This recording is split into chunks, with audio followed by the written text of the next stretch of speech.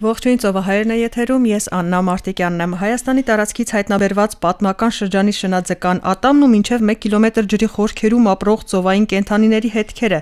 ինչ են վկայում մեր երկրի տարածքի մասին։ Այս մասին այսօր ծովահայերի տաղավարում կզրուցենք հնագենթանաբան Գևորգ Փաշայանի հետ։ Բարև ձեզ, պարոն Փաշայան։ Բարև ձեզ, շնորհակալություն մեր եթերում հյուրընկալվելու համար, բայց նախ ծանոթանանք ռեպորտաժին, այնուհետև կվերադառնանք տաղավար եւ շարունակենք զրույցը։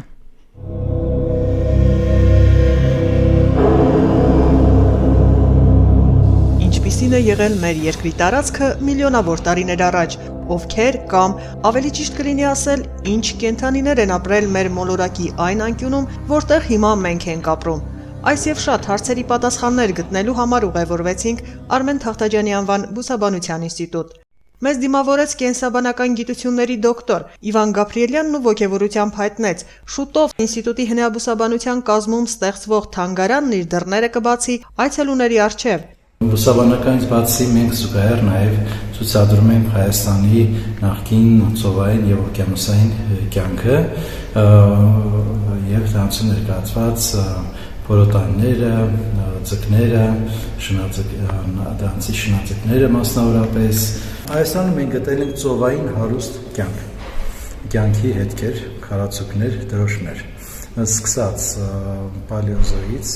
պալեոզյան տարբեր դարաշրջաններից, պալեոզյան ժամանակաշրջանից մենք ունենք Դևոնի, քարածխի ժամանակաշրջանի, Պերմի հասակի նսվածներից բազմաթիվ նմուշներ։ Ունենք մեզոզոյան դարաշրջանի Տրիասի, Յուրայի եւ Կավճի ժամանակաշրջանից բացառիկ հարուստ հավաքածուներ եւ ավելի ուշ ժամանակաշրջանի Կայնոզոյի, որը ընդամենը սկսվում է 65 միլիոն տարի առաջ։ Կենսաբանական գիտությունների դոկտոր Իվան Գաբրիելյանի հայտնաբերած նմուշների շարքում նույնիսկ նախապատմական շրջանի շնաձկան Մեգալոդոնի Ադամ կա, որն ապրել է մեր երկրում շուրջ 70 միլիոն տարի առաջ։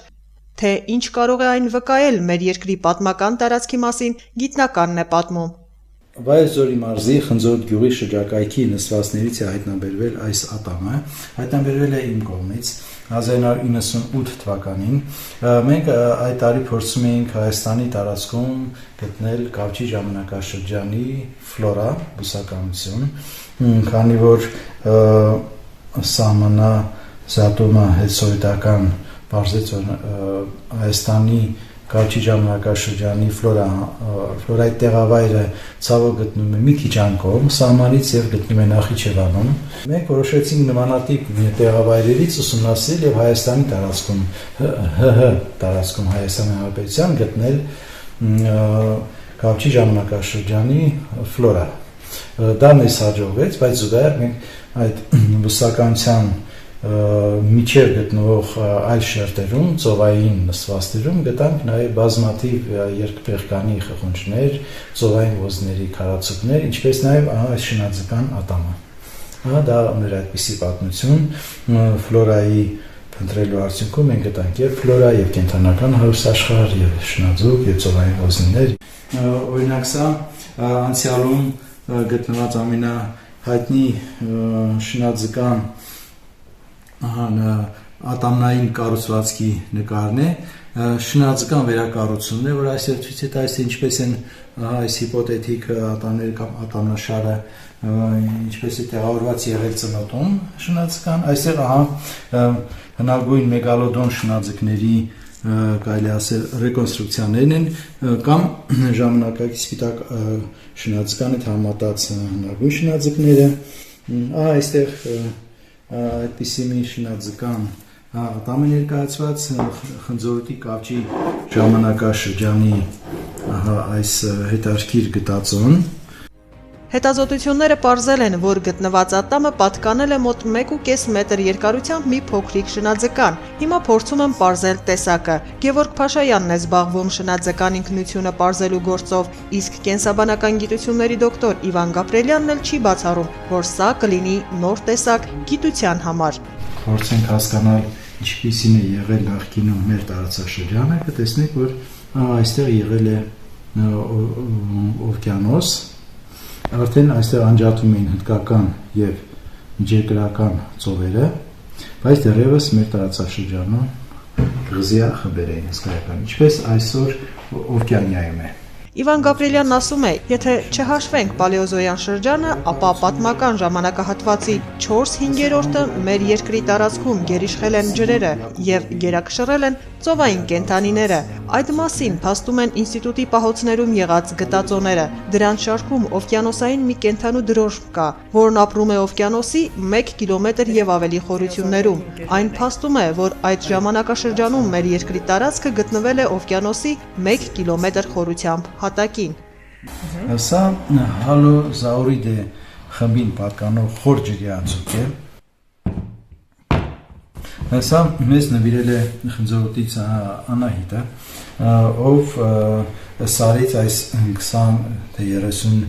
կիլոգրամանոց քարը ուսապարկում դրած իջեցրել է Երգնաձոր քաղաք։ Այնուհետև Սամվել Պիպայանը ձկնաբան ուսումնասիրեց ձկան պատկանելիությունը եւ գտավ, որ սա հալոզաուրիդե խմբի ընձուկ է,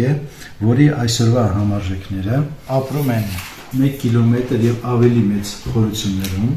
եւ մասամբ սա մեզ բերեց այն հետեւությամբ, որ այն ժամանակաշրջանում, երբ ապրել է այս ձուկը, եղել է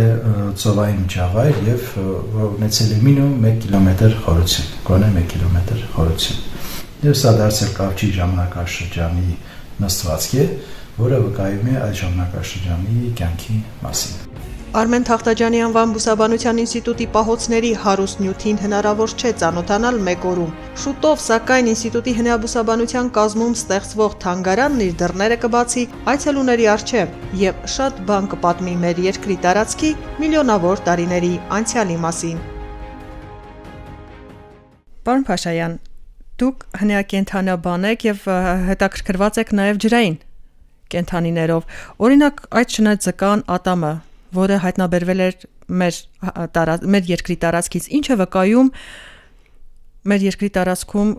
ֆլորայի, ֆաունայի մասին միլիոնավոր տարիներ առաջ։ Եվ մի հետաքրքիր բան էլ կար, որ ավելի շատ գտածոները ծովային կենդանիների մնացորդներ են, քան ցամաքային, այսինքն մոտավորապես 4/5 հատվածը ծովային կենդանիների բրածոներ են, իսկ 1/5-ը ընդամենը արդեն ցամաքային։ Կկրկնեմ եւ ողջունեմ նորից։ Դա նշանակում է հետեւյալը. երկրաբանական տվյալները մեզ հուշում են, որ 70 միլիոն տարի առաջ Հայաստանը Տետիս օվկիանոսով էր պատված, Հայաստանի Հանրապետության ժամանակակից տարածքները։ Տետիս օվկիանոսը, նշեմ նաև այն փաստը, որ այն ժամանակ երկրաբանական եւ քարտեզը լիարժեք ուրիշ ձև էր։ Տետիս օվկիանոսի ափերին արկային փոքր կղզիներ, մայրցամաքներ, Հյուսիսային Ամերիկան նույնիսկ եւ այդ ժամանակվա քարտեզը խորտ կտամ մեր հեռուստադիտողներին, կնեք ռադիոլսողներին գտնել եւ նայել, շատ հետաքրքիր քարտեզ է, ժամանակակից քարտեզից տարբերվում է իհարկե։ Հյուսիսային Ամերիկայի կենտրոնում կա տաք ջրերի ծով, Հայաստանը պատված է օվկիանոսով եւ մնացած հետաքրքիր նյուանսը։ Դա այդ ժամանակվա ոնց որ միջավայրն էր։ Իսկ շնաձկան ատամը վկայում է շատ հետաքրքիր մի այլ փաստի մասին։ Նշեմ, որ ժամանակակից շնաձկները իրենք կորցնում են իրենց կյանքի ընթացքում մոտ 30,000 ատամ։ Եվ ամեն ժամ, ամեն վայրկյան ժամանակակից օվկիանոսում փոքր անձրև է տևում ատամներից, շնաձկների։ Այդ փաստերը իրար հետ կպցնելով մենք ստանում ենք մի հատ հետաքրքիր հիանալի պատկեր, թե ինչպիսի ֆաունա ունեցե Հայաստանի Հանրապետությունը Կավճե դարաշրջանի ժամանակ։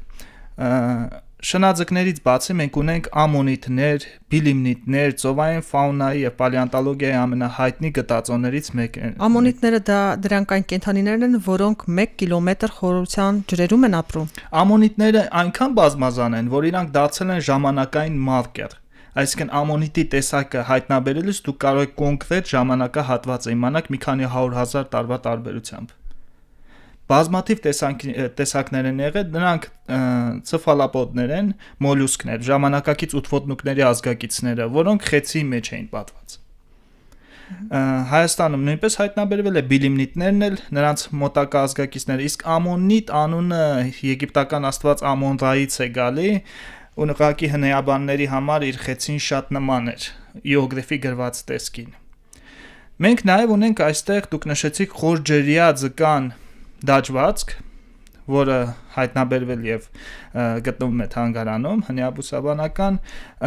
այդ դաջվածքը հենց խորջերյա ձկան ցույց է տալի ինչպիսի տարբերություն կար ափամերձ եւ խորջերյա կենդանիների մեջ, այսինքն ինչպիսի էկոլոգիական համակարգ է մեր մոտ նկատվում։ Ես բազմաթիվ վարկածներ եմ նայել եւ ամենահաջող իմ կարծիքով վարկածներից մեկը այն է, որ մեր այն ժամանակվա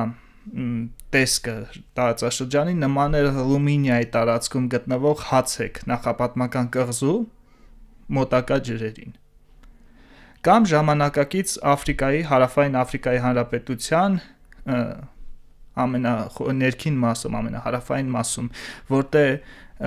իրար են հասնում Ագույաս եւ Բենգելի ջրային ալիքները։ Եվ այնտեղ են հայտնի ամենամեծ սպիտակ շնաձկները։ Մեր շնաձկան ատամը, եթե նայենք ուշադիր տեսքին, վկայում է, որ նա բաց ջրերի ձուկ է եւ ողջ է արել միջին չափի զոհերի հետ միացված, այսինքն որ իրենց զոհը եղել են միջին չափի ձկները։ Բայց մեր շնաձուկը, այսպես ասենք, հա, պայմանականորեն մեր շնաձուկը այդքան էլ մեծ շնաձուկ չէր ատամի չափերից ելնելով։ Մոտավորապես չափից ատամի հաշվարկը ցույց է տալի, որ նա մոտ 1.92 մետր 40 սանտիմետր շնաձկ է։ Այդ ժամանակ շնաձկները դեռ ահարկու գիշատիչներ չէին։ Ծովերը պատկանում էին նախապատմական սողուններին, ինչպիսին էին պլիոզավրերը, պլիզիոզավրերը, իխտիոզավրերը, եւ իմ կարծիքով, եթե Հայաստանում սիստեմատիկ հետազոտություններ կատարենք, մենք կգտնենք բավականին հետաքրքիր նմուշներ այդ սողուններից,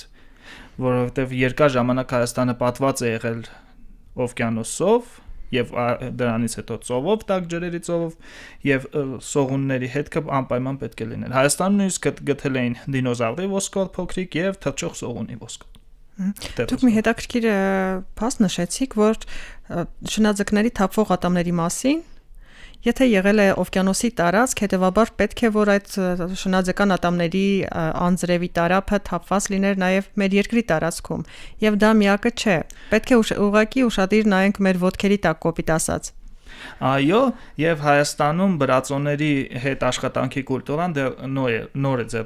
ձևավորվում եւ այդ պատճառով մենք շատ բազմաթիվ նմուշներ կորցնում ենք ուղղակի։ Մարդիկ չեն նկատում դա ինչ է եւ ոչնչացվում է կորում ասֆալտի հետ խառնվում գնում։ Մեր տարածքում շատ բրածոներ այդպես կործանվել եւ անհետացել են ճանապարհային աշխատանքների ժամանակ եւ ոչ միայն։ Դուք նաեւ վերակազմավորում եք, փորձում եք ստանալ ելնելով որևէ նմուշից այդ կենթանին, նախապատմական շրջանի կենթանու մանրակերտը։ Պալեոնտոլոգիայի հնեաբանության հիմնական պոստուլատներից մեկը նաև եկալում է ժամանակակից կենդանիների անատոմիան եւ հնեաբանական գտածոներով վերարտադրում եք տեսքը նախապատմական կենդանիների։ Իհարկե այդ մեթոդը օգտագործելով ես փորձում եմ պատկերացնել, թե ինչպիսի տեսք են ունեցել այդ կենդանիները։ Մենք նաև ունենք շատ լավ հետազոտություններ Հյուսիսային Ամերիկայից, Կանադայից, որը ցույց է տալի ավելի կոնկրետ նմուշների վրա, որ ինչպիսի կարող է լինել ռեկոնստրուկցիաները։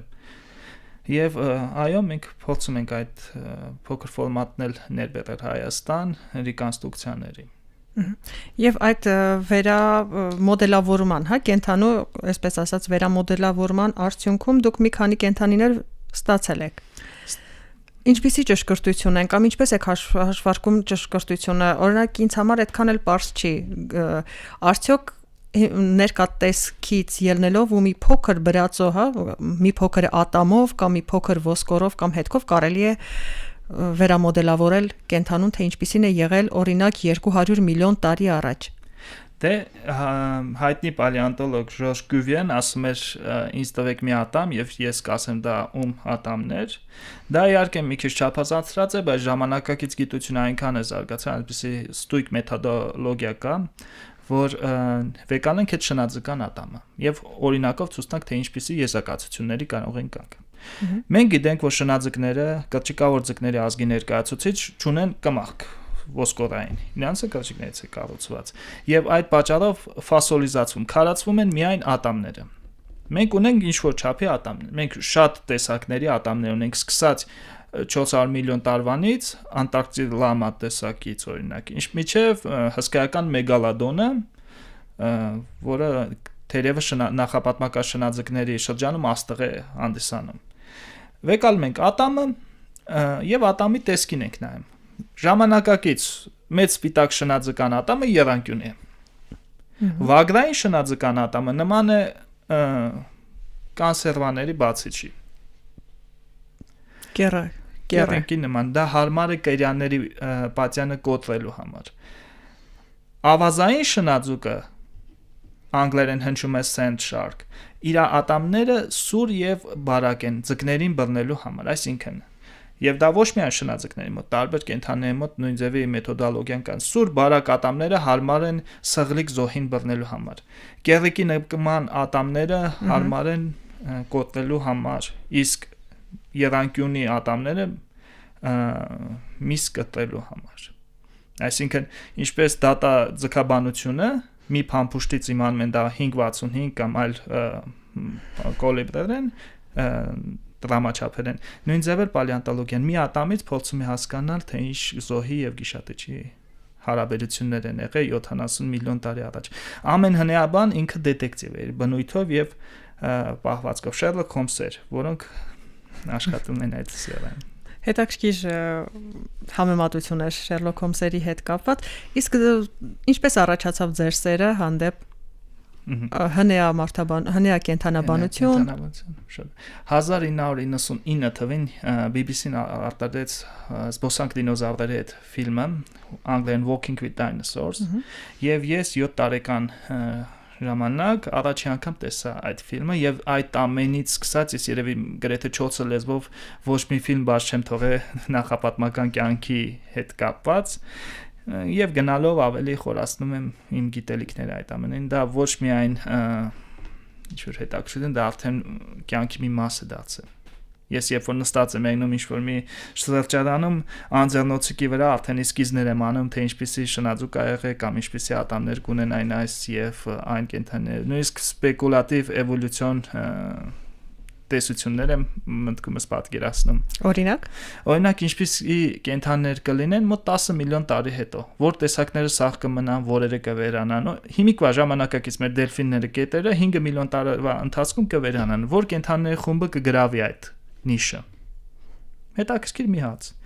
Հաշվի առնելով, որ ժամանակակից թռչունները տաքարյուն կենդանիներ, որոնք կարում են ջրում գոյություն վարել, ինչպիսի պինգվիններ են, եւ այդ կենդանիների մորֆոլոգիական հատկությունները հաշվի առնելով, ես կարծում եմ, որ մոտակա 5-10 միլիոն տարի առաջ պինգվիններից կառաջանան ավելի խորջերյա ու ավելի մեծ կենդանիներ։ Իսկ միգուցե եղանակային պայմանները կամ գլոբալ տաքացման արդյունքում շարունակվելով գլոբալ տաքացումը այլ սցենարի տանեն։ Իհարկե, պալեո եւ կլիմատոլոգիական տվյալները նույնպես նայվում է իմ պատկերացման մեջ եւ մի հետաքրքիր նյուանս մեր եղանակը, որ մենք սովորել ենք 4 եղանական, դա հենց ինքը անոմալիա է։ Եվ մոլորակի պատմության երկար ժամանակ եղանակը կիսվում էր գրեթե երկու մասի՝ 6 ամիս անձրևոտ, 6 ամիս ավելի չոր։ Դա ինչքան ժամանակ առաջ։ Դա մոտ 30 միլիոն տարից առաջ։ 30 միլիոն տարի առաջ առաջի անգամ գոյացվեցին Անտարկտիկայում եւ Արկտիկայում սառույցներ։ Մայրցամաքների շարժը հյուսիսային եւ հարավային Ամերիկայի իրար դիպչել է գրեթե։ Ալիքները, ծովային ալիքները ձևափոխեց։ Եվ այդպիսով մենք ունեցանք այսպիսի եղանակ, 4 եղանակ։ Իսկ դա Իրանից ներկայացնում է անոմալիա մոլորակի պատմության մեջ։ Շնորհակալություն Գևորգ, իսկ ինչ կարող եք ասել ինչ կարող եք խորհուրդ տալ մեր հետևորդներին, ռադիոլսողին, ինչպես անեն, որ ուշադիր լինեն իրենց, թե ինչ է իրենց ոտքերի տակ։ Դե ես այդ հարցով զբաղվում եմ եւ փորձում եմ Հայաստանում պալեոնտոլոգիական լեկցիաներ վարել, այդպիսի ոնց որ վեբինարներ, թե ինչպես տարբերել բրածոները, ինչպիսի կյանք է եղել առաջ եւ ինչպեսի զարգացում է ունեցել, իսկ ինչ խորհուրդ կտամ, շատ վավերագրական ֆիլմեր նայել եւ հետեւել ռեսուրսներին, որոնք գիտական նորություններ են անում, իսկ բրածոները շատ հեշտ է գտնել։ Մենք մեր հնյա բուսաբանական թիմով եւ այլ իմ ընկերներով շատ դեպքում բրածոներ են գտնում պատերիսյունների մեջ. Ինչպես պատերիսյունների մեջ օգտագործում են քարեր, որոնք բերվում են քարի վայրից, որտից որ ստանում են, որը ծովի հատակ է եղել, եւ այդպես գալիս են խխունջներ եւ մնացած ծովային կենդանիների մնացորդներ։ Եվ այդ դաջված ձուկը, որ դուք տեսնաք, եթե ես չեմ սխալվում, Իվան Գաբրիելյանը հենց դա ինչ որ մի պատի կտորից է առանձնացրել եւ բերել մեր թանգարանը։ Ավելի շատ որտեղ կարելի է հանդիպել բրածոների նման մեր երկրի տարածքում։ Մեր երկրի տարածքում մի քանի ժամանակաշրջանների շերտեր կան եւ գտնվում են ամբողջ հանրապետության տարածքում։ Օրինակ ծովաստղիկներ կան, մանր ծովաստղիկներ, որոնք գրեթե ավազի չափ են, հա? Ծովաստղիկներ։ Հա, փոքրիկ ծովաստղիկներ, որոնք գրեթե ավազի չափ են ու դժվար է իրենց տարբերել, դժվար է նշмарել, պետք է շատ ուշադիր նայել, որպեսզի կարողանալ այդ հողերի մեջից գտնել ու հետո նոր որակել, որ դա միլիոնավոր տարիներ առաջ եղած ծովաստղիկ է։ Ամեն մի ուղղությունը պալեոնտոլոգիայի ունի իր յուրահատկությունը, հնյաբանության ամեն մի ուղղությունը եւ ամենադժվարը կատնասունների ատամներ Մեզազոյի ժամանակաշրջանի կատնասունների ատամներ գտնելը, որտեղ դա ավազի հատիկից շատ չի տարբերվում։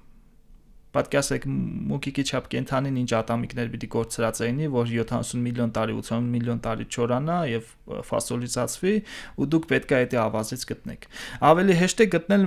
մակրո ֆասոլները, այսինքն մակրո բրածոները, որոնք ավելի մեծ են, օրինակ խեցիները, ամոնիտների շատ կարող են Հայաստանում տեսնել, եթե ուշադիր եղնեն եւ մնացած կենդանիների, խեցիները ավելի հեշտ է գտնվում։ Եվ կան մեծ բրածոներ, դա հսկայական կմախքների մնացորդներն են, դինոզավրերից շատ քիչ են հայտնաբերել, մի փոքր բեկոր, բայց մամոնտների եւ այլ հսկայական ֆաունայի ներկայացուցիչներից հայտնաբերում են եւ հայտնաբերել են։ Հարգելի ռադիոլսող եւ հետեւորդ հիշեցնեմ, որ այսօր ծովահերի տաղավարում փորձում ենք ողջել, թե ինչպիսին է եղել մեր երկրի տարածքը միլիոնավոր տարիներ առաջ եւ ինչպիսի կենդանիներ են բնակվել այստեղ։ Ծովահայերի հյուրն էր հնա կենդանաբան Գևորգ Փաշայանը, հաղորդումը վարեց Աննա Մարտիկյանը։ Մնացեք խաղաղությամբ։